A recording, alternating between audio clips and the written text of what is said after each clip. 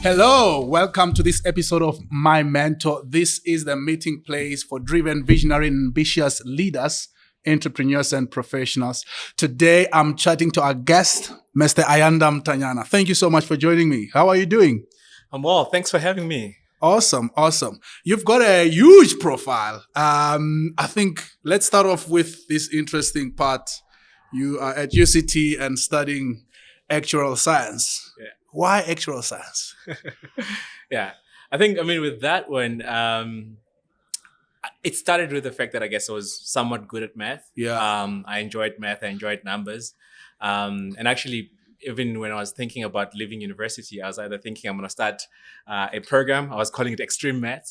Okay, to get young people excited about maths, because I started tutoring some of my peers in wow. high school. And I realized actually from other schools, I was actually helping them cover stuff that they should have done in grade 9. Yeah. So I realized actually there's quite a long way people needed to go. So I was quite Wow. into maths in that way. Yeah. And one of my peers, actually, when I was in grade 11, got me to consider actuarial science. So our study guides had an advert from the Actuarial Society of South Africa. And it's like, dude, you're good at math. You should probably consider this program.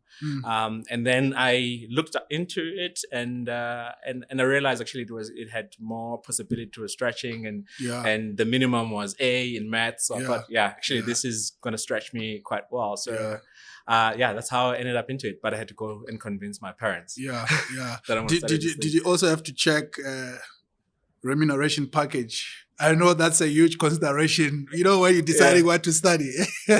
No, actually, I didn't. To be honest, it was more around intellectual stretch. Okay. Yeah. Fantastic. And you say you had to convince your parents. What was it about actuarial science that needed them to be convinced? Is it because they didn't know about it, or what's the issue there? Yeah. So essentially, for as long as I guess I can remember, my dad had decided that I was going to be a doctor. So my path was set in that way to a certain extent that even some of our neighbors where I grew up, like even after going to university, I'm a doctor to them. They still call you doc. Exactly. Because he, was excited about the prospects of me being a doctor and started, telling some of the neighbors that my son is going to be a doctor. And so you can imagine then I needed to convince someone who was somewhat convinced that I was going to be a doctor. And as well as I come from from the former Transkei, from civil parents. So all the other professional careers, including CA, because I was even starting to contemplate going the CA route when I was in grade 10 because of the financial side of things and the math side of things. And so they were not necessarily exposed to that. So they were exposed to civil service or doctors that they'd been going to. So I needed to convince them that actually there's this thing that you don't know, that you kind of need to believe me, that if I go and study it, I'll lead a successful life and a career. So that's where the convincing came from. Brilliant. At least you had to do that before enrolling in varsity. I had to do it while in varsity. My mom decided I'm going to be a doctor, and I enrolled for medicine, and not even halfway, I guess halfway first year, I'm like, this is not for me. So I had to have that tough conversation. It's a paradigm shift. All good.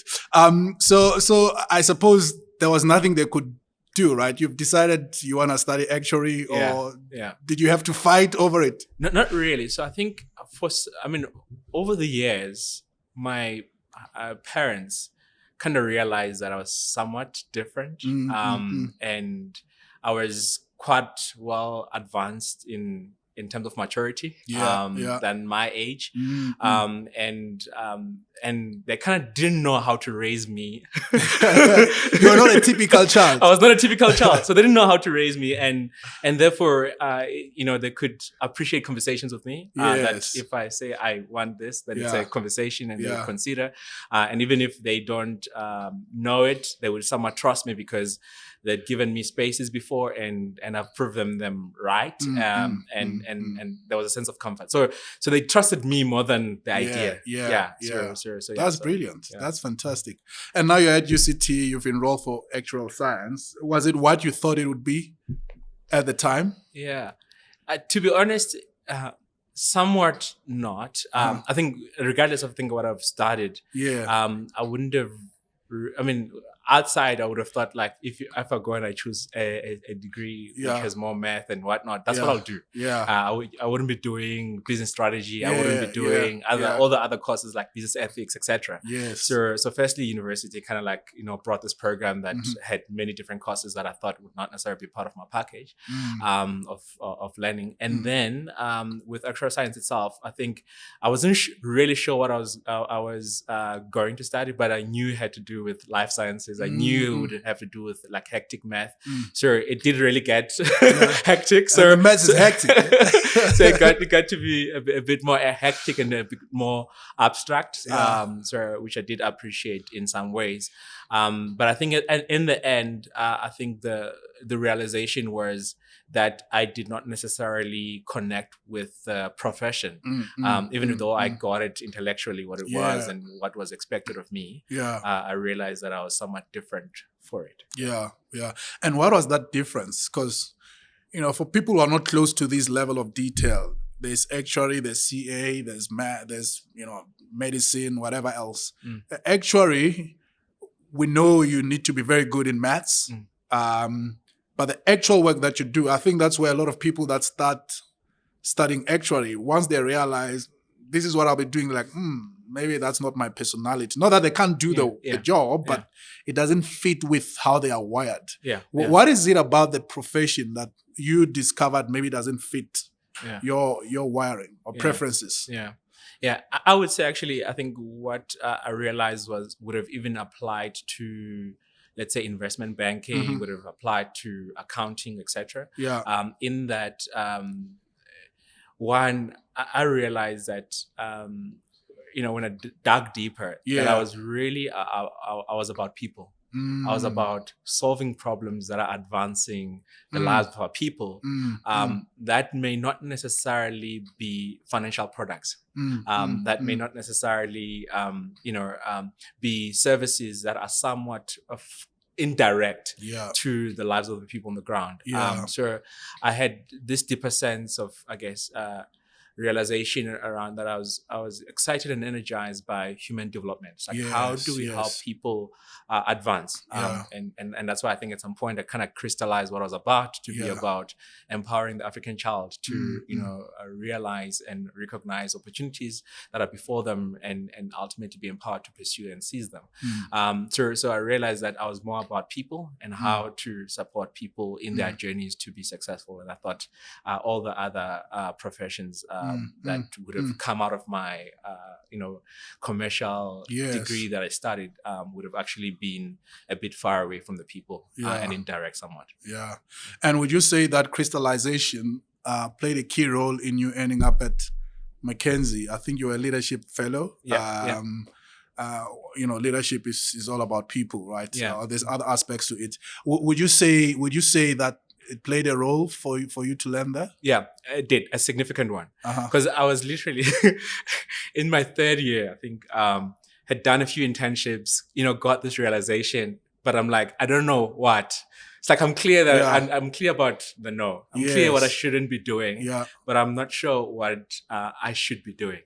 And out of nowhere, I got a call, and I remember this morning, and I got a call from McKinsey, and they described this leadership program, what it's about, and expressed an invitation for me to interview for it. And I think it was how it was described that I realized actually this is what I'm looking for. And I think it was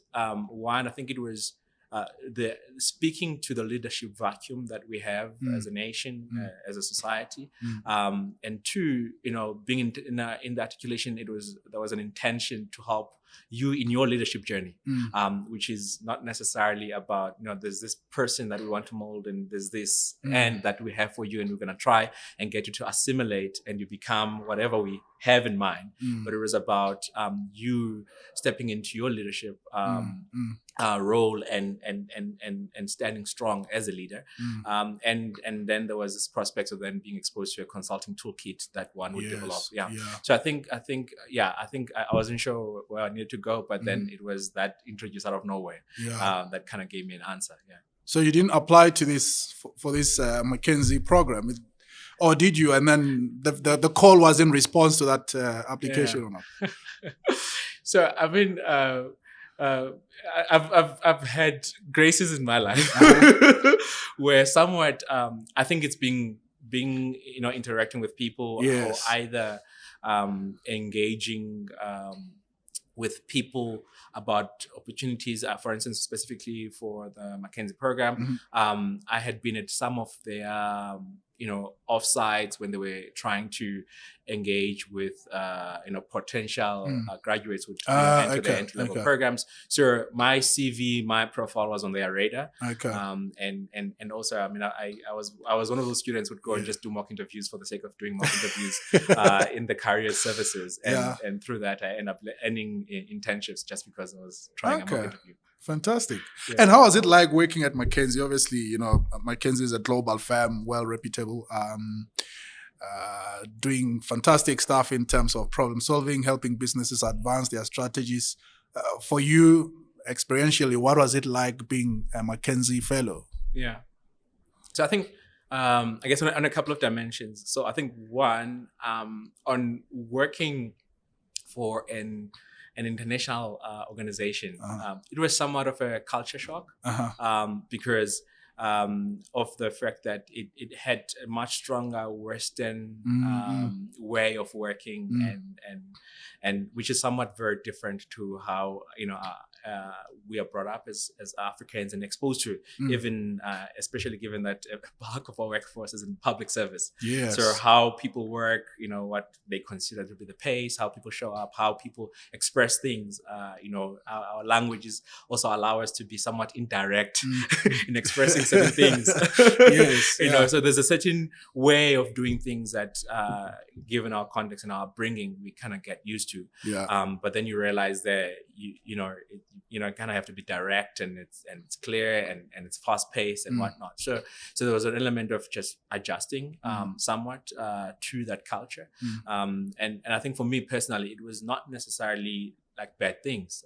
It was somewhat things that I got to realize that if I'm engaging with a certain profile, there's a certain way I needed to interact. Because at the same time, some of our clients were actually the people that I was used to, that had a different, that way of working that I was somewhat used to. So in order for me to engage them and walk a journey with them, I needed to switch to a different way of working. So it kind of forced me to adapt and recognize that different people have different styles of working and different ways of engaging. And then the other part was the consulting way. So you work at a much faster pace. So in a way, it was good that it was my first job, because then I was broken. The same way you train a horse, you kind of have to break the horse to be able to be a horse that runs, as opposed to a horse that is domesticated. So growing up, with my grandfather who used to have a horse, so we were saying in class, so that kind of horse knows that when you see another person, you kind of pause, and there's going to be a long conversation because it's not a horse that's been trained to race. It's trained to engage in that way. So in a way, the consulting model, one, forced me to learn to work at a faster pace, and also learn the consulting toolkit, where I was a generalist. I needed to know a lot more about everything else, and that was also somewhat different, because then I didn't come from it. It wasn't aligned somewhat strongly to the technical upbringing that I had from an academic perspective. And so I needed to learn to be a consultant and be an all-rounder. And lastly, I think it's the leadership element. So there was a very strong, program that got one to be conscious about being a leader and be intentional about being a leader, and not just being a leader, but being a leader in the African context and in South Africa in particular. So we had a great deal of exposure to leaders, and leaders sharing their leadership journeys, as well as really, going to offsites or going to spaces where we are being, we get to appreciate our context and our history, because sometimes, when you get shipped on a bus from Cape Town to Sentin, you can tend to forget the realities and the things that are facing our people, because now you have the privilege of waking up and going to air-conditioned rooms every day. So we got to have a great deal of awareness and consciousness around leadership and the leadership challenge that we have in our context. Yeah. Fantastic. You spoke about a leadership, a culture shock. I think it's fair to say most people don't know what a consulting environment is like and what do you mean by a culture shock. Can you give us examples of what were the things that were happening that really broke this horse? Is it going home at 1 a.m.? What was it? Was it the feedback sessions? What was it about the culture? Now, I think it was one. I guess in the work, the stakes are high. Right? So one is that you're dealing. Here you are, going from varsity, and you get into the space. You're working on a problem that is critical for business people to unlock value, and so you're dealing with senior people, where what one needs to solve is actually going to help improve. So they care about that, and they're spending money for the consultants to come in and provide support and walk a journey with their team members to answer the problem. So the stakes are very high, and as a result, within that is that you then have to demonstrate value quite early on. So day one, like you're ramping up and you're trying to get to understand the client context. What is this client's business and whatnot? Day two, you kind of have to be clear around what's the hypothesis. So what is our perspective around how we're going to solve this problem?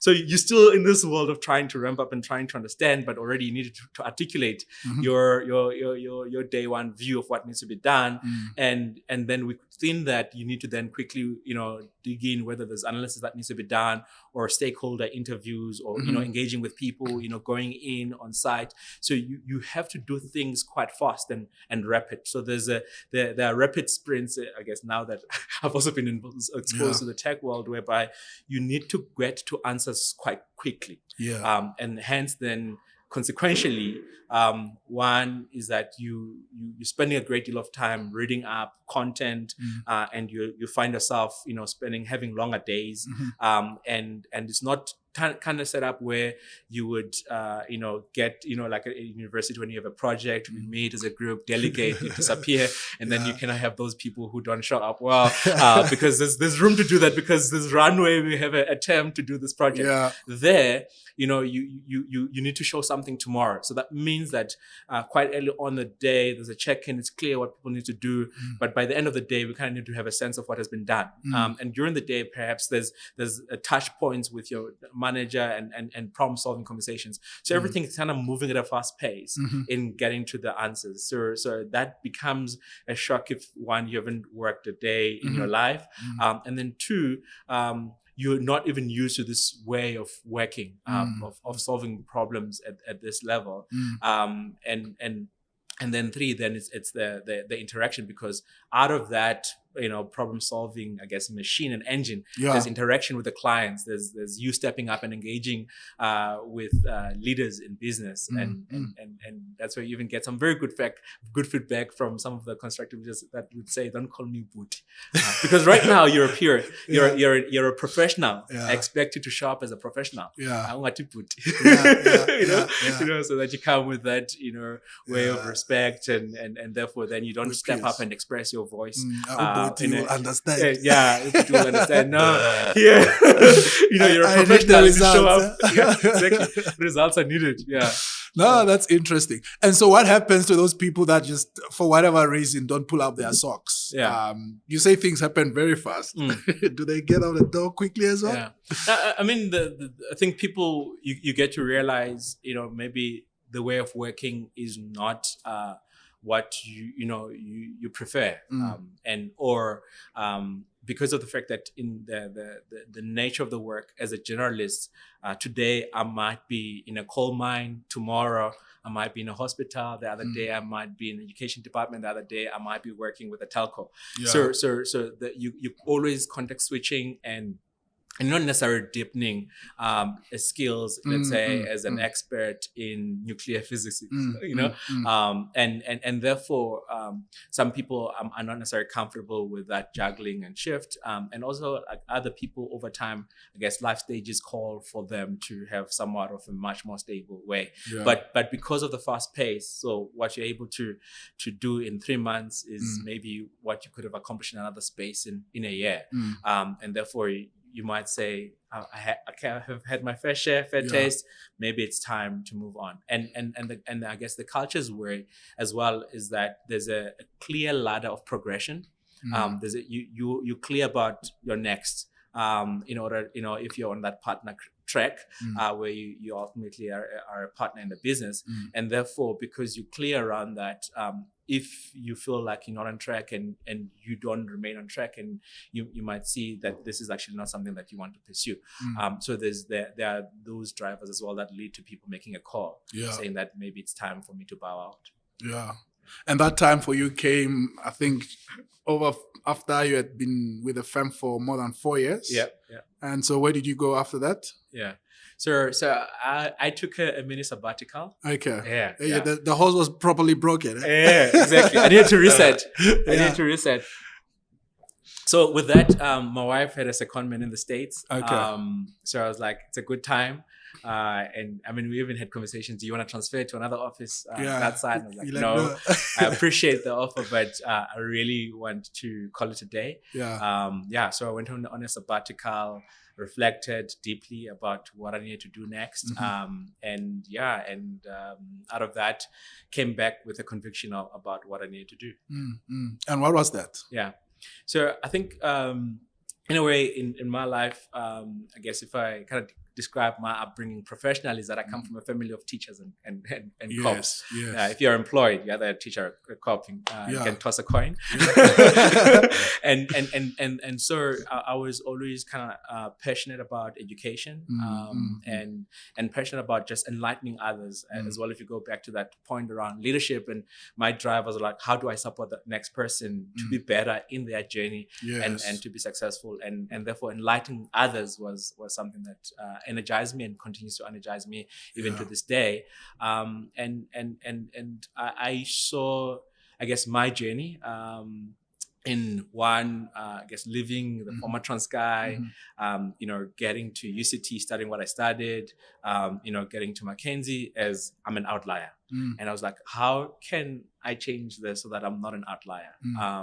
And having realized that, there was quite a lot of things that were going to our education system, but we're not realizing the improvement and the changes and the outcomes in a short space of time that ultimately give us confidence that the future generations are set up and can succeed, and we can change the narrative about the South Africans. So in that, I realized I needed to, I had this desire to get involved and solve the education problem. And through my consulting experience, I realized that I actually have a way that as an outsider, not as a teacher, not as a department official, that I can actually facilitate problem solving and work a journey with them. So I had this perspective that I can engage constructively with the education system, with all the role players that are in it, to figure out how we can solve this. And ultimately, I think just before I exited, I had a dream. Literally, I dreamt I was running on a building which happened to be a school, and then there were flames coming out the window, and I was actually running on top of it, and I jumped off the building because I think someone was chasing me, and I found myself in the street, and it was a township with shacks, etc., and someone pointed the gun, so that person caught up with me. I tripped and I fell. They pointed a gun at me, and they were about to shoot me. And I started crying, and I felt my tears when I actually woke up. And I was crying not because I was afraid of dying. I was crying because I felt like I hadn't done my part. So I guess the combination of the three led to me figuring out how can I use what I've learned and what I've figured out to help contribute to solving the education problem in South Africa. And so did you then join or start something along those lines? So what happened was that while I was finishing up my consulting tenure, I'd involved in an education program it started as a project where we were doing a diagnostic and we're setting it up. It was figuring out the data opportunity within the education space, which ultimately led to recommendations of setting up a program that helped make sure that the education officials had access to data around what is happening in the schools, so that they can then problem solve and provide intervention support to schools that are really helping improve. So I hadn't been involved in that effort. So when I came back and when I thought about how I got involved, I wanted to go into that space, collaborate with that effort, because then it helped provide the data. I was trained in fact-based problem solving, data-driven or evidence-based problem solving. So I felt like if I'm close to that data, I can have constructive conversations quicker about what are the issues and what needed to be done. And two, I felt like there was quite a lot that was happening and we didn't know who was doing what where and to what extent were they effective. So I really wanted to contribute to helping pull the story together and help people store I guess, information about what they were doing and to what extent it was actually moving the needle in a way that is helpful to help engage other role players, so that we can learn from what other people are doing, we can collaborate, and ultimately we can solve the problem. So in that, I had a software that I wanted to develop that would help track education interventions and like to the extent to which they're implemented, and then two, show results of what those interventions are, so that people can reflect and have the collaborative conversation. So I then went back to that organization that was given the custodianship of that program to say, hey, here I am. This is what I'm passionate about. This is what I feel like needs to be done. I would like to set up a division that is, helping, partner with people around what they're doing and providing that software as an offering. And ultimately, I'm partnering with people in solving how we can, I guess, contribute to solving the education problem. So I had to make a business case, I had to present that to their board. I caught them at the right time where they were looking into how they can be sustainable beyond their work that they started doing. So that led to, I guess, a thumbs up. And then I started a division of what is ultimately now my business. Okay. So this would be Data Innovators. Yes. So it started as, that division in an organization called Innovators Foundation. It was an advisory services. So we had called it an advisory services within within Innovators Foundation. And we spun it off last year in 2021. As a separate entity, and that is what now is Data Innovators. Okay. And you're obviously a co-founder and CEO of Data Innovators. Some of the other people that you started with, did you guys meet there, or you had to go look for them out of nowhere? So I guess a few of them were with me at New Leaders Foundation. Others were people that had come across and liked what they're doing in the space. So as I got involved in the education space and figuring out how I can solve, contribute to solving the education problem, I appreciate the role of monitoring and evaluation, which is really helpful in helping people, have evidence that speaks to what they've done and to what extent is it making a difference. And I started looking into the monitoring and evaluation space as a lever as well, over and above data, over and above problem solving in general. And I identified an organization that was, which we call Data Innovator 1.0, which was founded by Jerusha Govender, was his MD, and she was running an outfit that was doing monitoring and evaluation and strategy communication, like how do you tell data stories in a compelling way. So I liked what they were doing, and I wanted her to join me. So in a way, ultimately when we got decoupled, we had partnered and figured out that we can work together. And it was, she could join our stable and we could be one organization.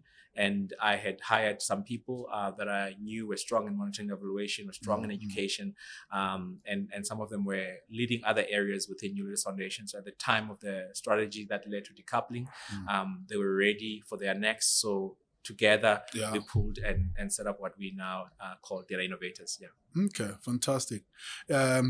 When you've got more than one people starting a company, It's an interesting question for me to ask. Like, how do you decide who becomes the CEO?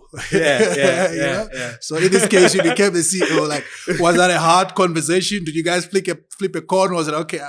I came up with a business case. So how did that work out? Yeah, no, that's a good one.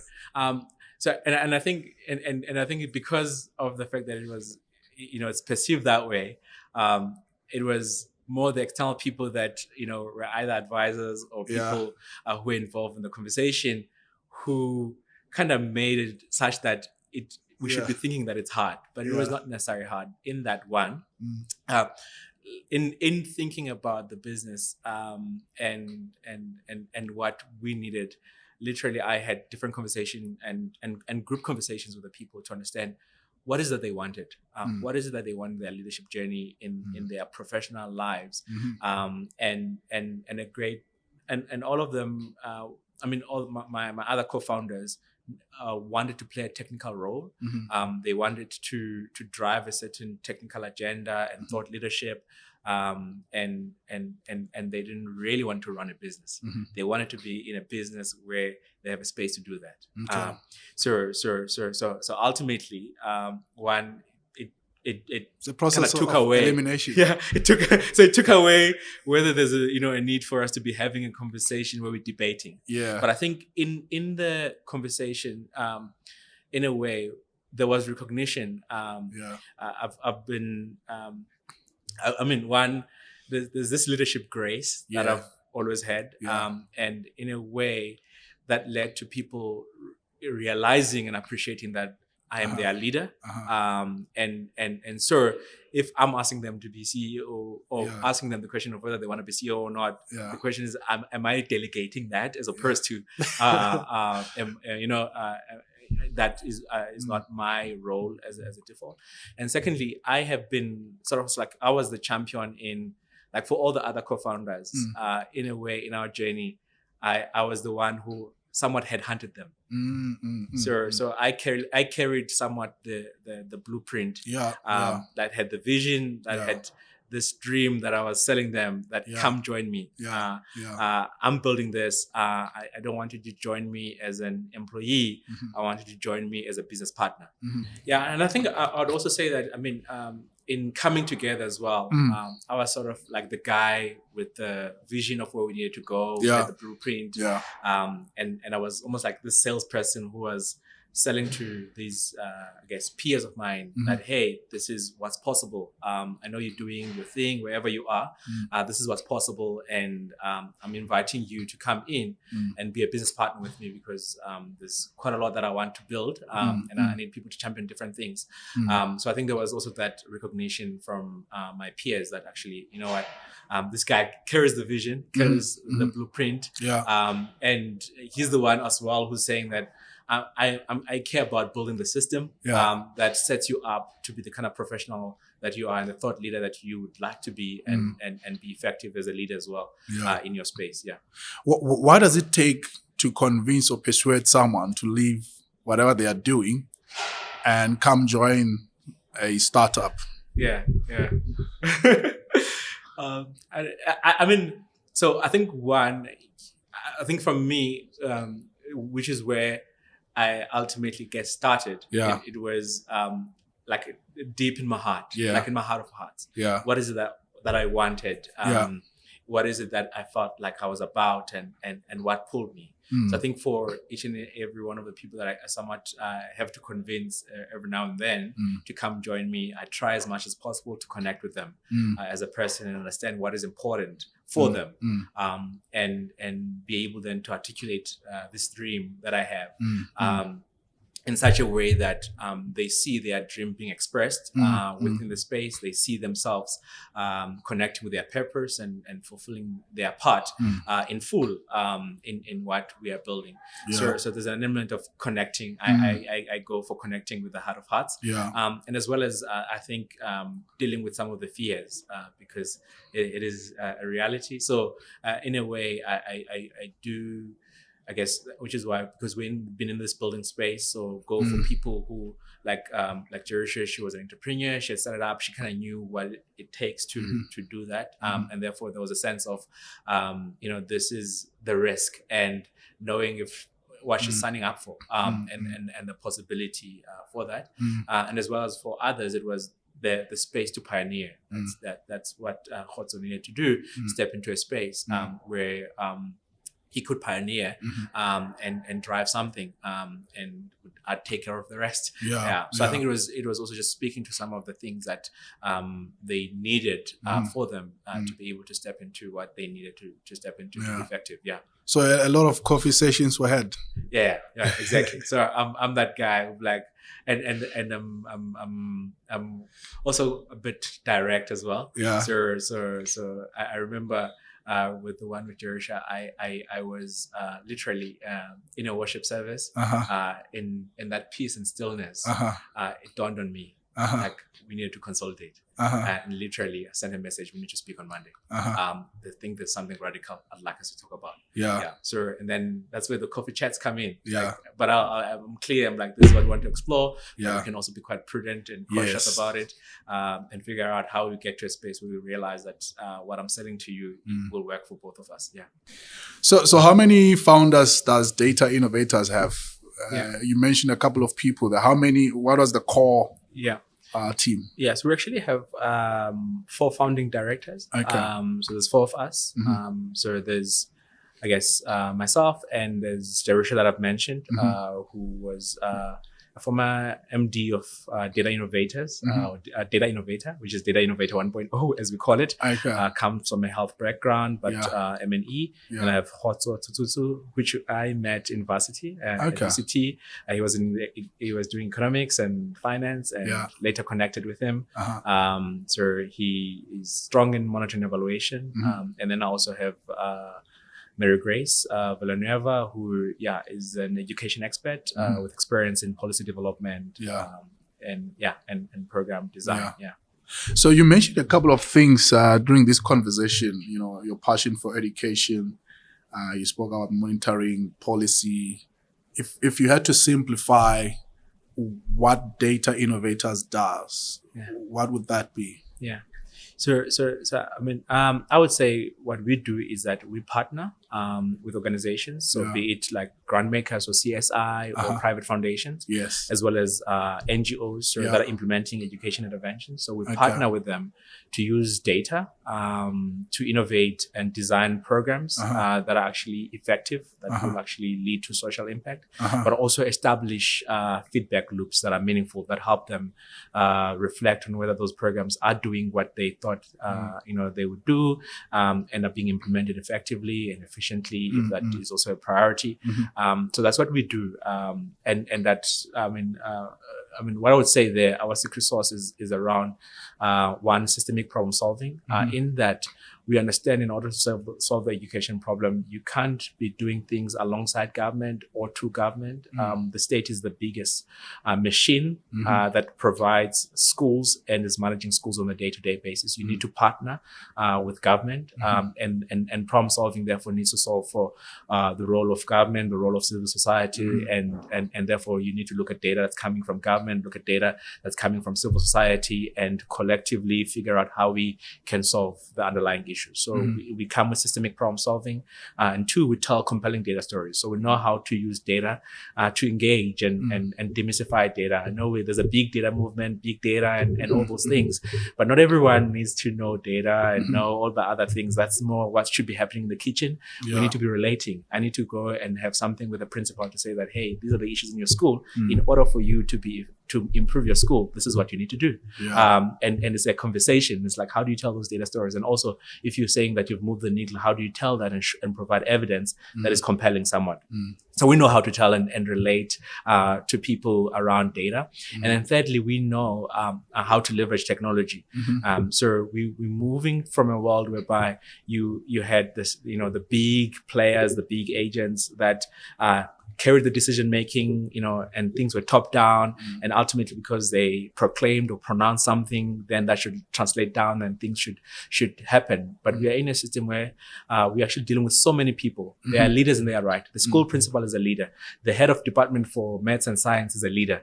The teacher is a leader by themselves. So and they are agents in the system. So it's like, how can you leverage technology in such a way that you empower all these different agents in the system, that they get what they need to know for their world, for their role, so that they make the right choices about what they need to do. So that change is incremental. From that level, because ultimately, in order for schools to do better, there's something that needs to happen in the classroom. And who's the leader there? It's the teacher, and the learner as well, because we are moving in a world of self-directed learning. It's like, what is it that you're also feeding the learner so that they have agency in their learning? So we've realized and appreciate the role of technology to democratize access to data and insights for all the agents in the system to play their part. And the programs you refer to, are these programs that are run by the CSI, entities that you mentioned? Yeah. Is that where this is coming from? So the guy you give a solution to would be a CSI entity, or I don't know, a foundation. Is that how you guys interact in the space? Yeah, exactly. That's precisely it. So for instance, there's one program where we're involved around future-proofing learners. So introducing project-based learning in schools, so that now learners develop the competencies that are required for the changing world, which are speaking to those like creativity, critical thinking, collaboration, etc. So we get involved in that program in such a way that we help them think about how do you design this program so that it's effective, so that on the ground there's actually it translates to teachers doing something different, and it translates into learners gaining the competencies. So, but we come from it from a perspective of this is like, one, in our partnership is we help our partners clarify for themselves what is it that they're trying to do. So what is your North Star, and what paths or pathways you've chosen to use to achieve that goal. Because once you're clear about what is it, where you're going, and the paths that you've chosen to where you're going, then it makes it easier then to design interventions and be intentional about what you're doing, and in that be able to be reflective. And then we help them think about, okay, what are the different indicators that will tell you that you are along your path that you have chosen to get to your North Star. And then that's where like will be the indicators, and that's where then the data system comes in as well. It's like, how can we leverage data to give you the data for those different milestones in your pathway, so that you're on track, you're achieving the things that you need to do. So in that, we then use that consultation and problem solving, muscle to help provide clarity in what is it that they are doing, and then 2, thinking about how they're going to measure it, and then 3, making sure that the information is feeding to decision making that they need to make.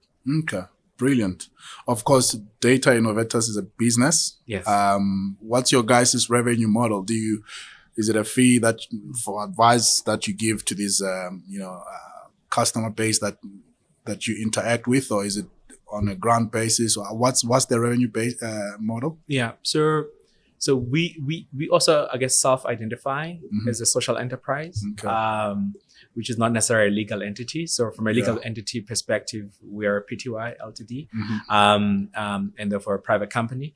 But essentially, from a revenue model perspective, because we're a social enterprise, we realize that this work that we're doing, where we are able to attract a fee, and our client will pay for it. So the CSI organizations, the private foundations that we work with, actually then pay us for the service that we're delivering, because that problem solving is a service, that data system is a service. So we are able to get professional fees through the consulting work we do, as well as where there's a data system. Our data system is a software as a service. So then people pay a subscription fee for it, although it has a freemium model. So NGOs can use it for free that are of a certain size. So then there's a subscription fee. But at the same time, we are mission driven. So there are certain things that we identify and we see there's a need for people to address, and then we champion. But in championing those are things that are within our competency, and we would have provided a service, but ultimately there was no paying client, there was no sponsorship. I guess, there was no one championing a sponsor with a PES. And therefore, in those instances, we have grant income. So, for instance, one of the projects that we are currently driving in the country is around preschools. So, preschools in the country are not enough. We don't have enough preschools to make sure that children are stimulated quite early on. In order for people to be successful, the first 1,000 days are so critical in their lives because they determine their trajectory in life. But you find that there are not enough preschools or early learning centers or programs that are developing these children, are stimulating them in such a way that they are even ready for school. And hence then you see these deficits in learning showing up until matric. So the problem needs to be fixed there. So there's a gap around preschools, and then the ones that are there, the bulk of them are privately provided. They are not are not registered with the state. And those that are even registered with the state, they are typically not as well at a good level of quality. They still need support, and hence the state subsidizes them to a certain extent.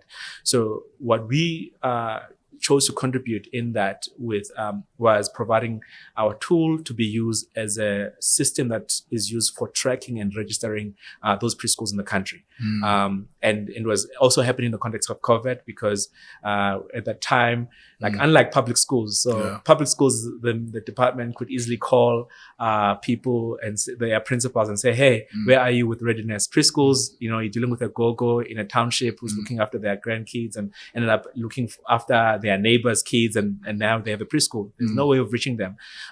So ultimately, the need was great, and we're in a state of disaster. We provided our tool to be able to support with gathering data in that context and help support register so that these preschools are known and can be supported even in that context. So there, I was doing the work without having a paying client, but I ended up having to fundraise for that work, and we've got grants that are coming in supporting us as we provide that service. And do you find that the ultimate beneficiaries of what you guys offer are primarily private schools, government schools, or do you have like a cohort of private schools as well?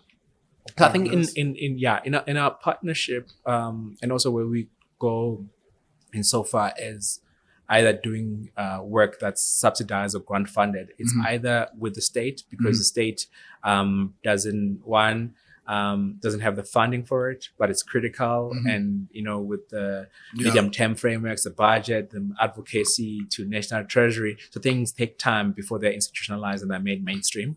And therefore there's a need to pilot and do things with the state that ultimately could be adopted and the state can have funding and do it on their own. So a lot of the things would be with government or with cohorts of organizations. So for instance, in some of our programs, we do have a technical assistance program where we somewhat incubate NGOs and provide technical support to groupings of NGOs, or we go and engage NGOs in forums where it's their platform, but then they are being trained. We provide training. We share what we know in that context. So typically, it's not directly with schools. It's not directly with the beneficiaries. So we've chosen to partner with organizations and help strengthen them to do their work better. So we're not experts at what's needed on the ground in terms of how do you teach maths better, even though I had that maths background. So and hence we provide support to those that are doing it so that they can be effective and can do it at scale. Okay, brilliant. How many employees does Data Innovators have now? So we have about 25 core team members, as well as consultants that we're working with. So for instance, the project that we're doing it with an international NGO in the rest of the continent, where we've got team consultants that we're working with in some of the other African countries. So we bring in consultants as well to complement us as we deliver some of the projects. And you mentioned some of the co-founders have specific focus areas, technical and whatever else. In your case as a CEO, what do you do as a CEO? Yeah. So at this point, I wear several hats. So one, because we're a startup, I also wear the CFO hat strongly. All right. I wear the CTO hat strongly as well. So we have our software that I mentioned that we're developing. Yes. And I'm championing the development of that software and making sure that it's always ready to go to market and it meets the client needs. So I manage our dev team and I guess some of the team members that are helping us deliver through that software to clients. Yeah. Okay. Brilliant. And what would success look like for data innovators? When you look ahead, what does that picture look like when you say we've done or are doing what we set out to do? Yeah. What would be the metric that would give you that good feeling? Yeah. Now, I mean, on the whole, what's driving us all is to see Africa thrive, and within that is to really see. I think part of the metrics in that thriving is seeing the quality of life of Africans. A lot of people coming out of poverty, a lot of people being employable and employed, or being entrepreneurs and participating economically. And as well as part of that, we want to see people develop. So I think it's an index of a number of things around Africa thriving. But in that time, also as part of quality, is just shifting the narrative and the role that Africa plays in the development discourse, not necessarily just as a mere recipient of aid and as a black continent, but as an exporter of innovation and a contributor to the world as it develops for the decades to come. So that's essentially what is driving us and is pulling us. But ultimately, what's fitting that for us is partnering with innovative and results-driven organizations that are influential, that can develop and implement programs on the continent that are actually leading and creating positive futures for the people on the continent. So we want to really play a partner with game changers. And so we want to see our portfolio having a lot more of those. We have a few of those already, partners that have presence in a number of African countries that we're supporting, and we're scaling our contribution to the rest of the continent through our partnership with them. And as well as we would like to have established presence in the other African regions, and supporting and scaling and exporting what we're doing and collaborating with people on the ground there to deliver. I have this knack, as I've described, where I'm quite excited and passionate, and I like partnering with people and work people. I want to go and identify other entrepreneurs, other technical people in other markets, and help create and bring them on board onto this platform that we've built. We've merely built a platform that we believe that we can get additional people on board and we can drive this agenda around how we can actually change the programs that are being provided to improve the lives of our people to an extent that they maximize impact. So impact comes at scale, in great degrees of magnitude, but in a short space of time. I'm quite impatient with the results. There are certain things that need to happen in my lifetime, and I feel like I can't bow out with the lives of our people remaining. Background. Yeah, with the lives of our people remaining the same. So I'm impatient with the results. So I would like to partner and take our work to the rest of the continent. Yeah, that's brilliant. Really, really brilliant. We've mentioned leadership a little bit here and there, and you reference you've always had a leadership grace. I don't think it would be fair to finish this conversation without talking about leadership. What's your leadership philosophy? Yeah. If you had to say this is my leadership, modus operandi or core anchor that I believe leadership should be done, what would that be? How do you view leadership? Yeah, I think I guess for me in that one, somewhat I start with recognizing that everyone is a leader in one way or the other, whether you a leader of yourself, a leader of your household or an institution, by virtue of a position or by virtue of being able to mobilize and drive initiative with people. So there's an element of recognizing that other people are leaders. So therefore, even if I am in a leadership role or I am working with people, I then know that I'm working with leaders. So everyone needs to step up into, to a leadership call for themselves, and everyone needs to play a role. I don't need to come with as a dictator of what needs to be done, or I need to discard what you come with. So I embrace others, and recognize them as leaders, and I partner with them. So in my leadership journey and my way of working, I partner with people. And I think, just to then further expand on that, is to say that I also lead by example. I guess there's a certain way, like as a leader, I expect people to show up. So as a leader, you need to show up in a certain way. There's certain things that you need to do. You need to take initiative. You need to drive. You need to mobilize. You need to connect, and you need to work with people.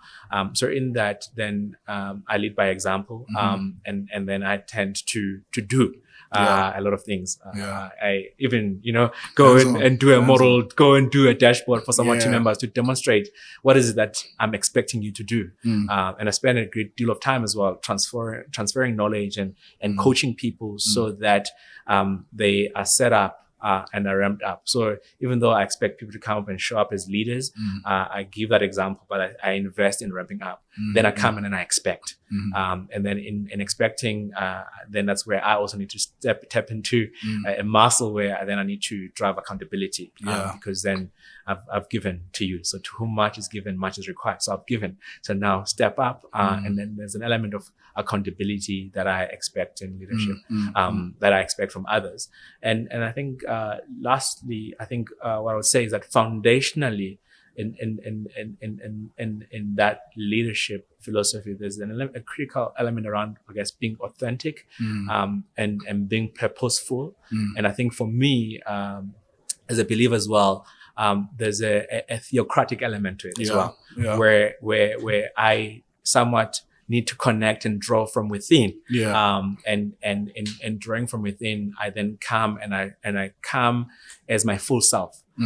So therefore there are certain things that I'm going to be able to engage with people around that I have pulled from within. And there are convictions that I will articulate and mobilize people around.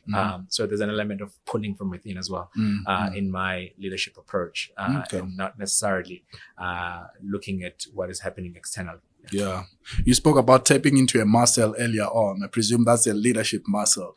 And so I'm curious to know, what do you do to continue growing and developing and learning as a leader to remain relevant and still deliver at expected or even exceed expectations? I think a big part of, I guess, in the work, I fundamentally appreciate and recognize that there's a big element of working on myself. It's like, how do I work on myself and I'm actually effective at an individual level, which then speaks to a number of things, like how is my family life, how is my relationship with my wife, how is my relationship with my daughter, how is my relationship with my community, how is my relationship with my God. So there's an element of it where I need to be aware of how I am and work on myself holistically, because the more I work on myself holistically, the more I am able to show up better. So there's an element of being able to work on me, but then there's an element, from the perspective of my core, and then there's an element of then the knowledge and what's happening, and therefore it requires me to expose myself to discourse, to conversations, to masterclasses. So I listen to a lot of podcasts. I listen to a lot of content that relates to what I'm solving. So typically my weekends is around engaging content and solving things that I feel like I need to solve in the business. So I pull in a lot of content to help me problem solve, and then I engage with others to lead to solutions. So there's an element of, I guess, of it drawing from knowledge and experiences of others. And also what we've been intentional about in our business journey, we are bullish about scaling to the rest of the continent. So we are part of accelerator programs, which are able to provide business mentors, provide other master classes and boot camps and content that are quite responsive to where we are as a business, to the kind of maturity that we need to step into in order to realize our own goal around expanding to the rest of the continent. So that's also what I'm using strongly as a leader to help me be clear about my blind spot, be clear about my gaps, and at the same time draw from to close them. Okay, brilliant. As we wrap up, what do your parents say now when they look at this boy that they wanted to be a doctor, who's now, started a company, is a founder and a CEO? Do you think you've measured up quite well? Yeah, I mean, to a large extent, which is a way. Just thinking about my dad, who's no longer, who passed on and is not there anymore. And in his own way, even while I was at university, he expressed in his way that he was proud of me. And I think there was a sense of, I guess, even from there, that regardless of what I'm doing, where I'm at, they remain proud of me. And I think they've also, I guess, been entrepreneurial in their mindset in a way, in that they've dealt with ambiguity, in that they don't fully know what I'm doing. They know I'm doing something, and they know that it has fruits, and they see some of the fruits. And that for them, it's enough. So I have had a proud dad who passed on, and my mom remains proud to this day. Wow, that's beautiful, man. Thank you for sharing that story. My last question to you is, what is your next big chapter? My next big chapter. In describing Data Innovators and being Data Innovators, so our full name is Data Innovators Group. I'm quite intentional about building a portfolio of businesses that are in this problem space that we are contributing to in terms of solving. And so my next is really, how do I build that as we expand to the rest of the continent? How do I build that portfolio? How do I shift from just being a CEO to being an investor in that portfolio of businesses and others? So I'm working towards that in a pragmatic and measured way, where I kind of pull myself every now and then to not start the next big thing in my portfolio and contain myself so that we can gain traction and accelerate. So I think that's the next for me. Beautiful. All the best with that. And thank you so much, Ayanda, for giving me your time. I've really, really enjoyed this conversation. I'm sure many will be enjoying it as well. Thank you. Thanks for having me. It was a good chat. Brilliant. Awesome. Well, friends, thank you so much for joining us. If you've not done so already, please do subscribe. Click on the button down there and like our videos and share with your friends and family. Well, that's it from us here at My Mentor. This is the place where driven, ambitious, and visionary leaders, entrepreneurs, and professionals meet. See you next time.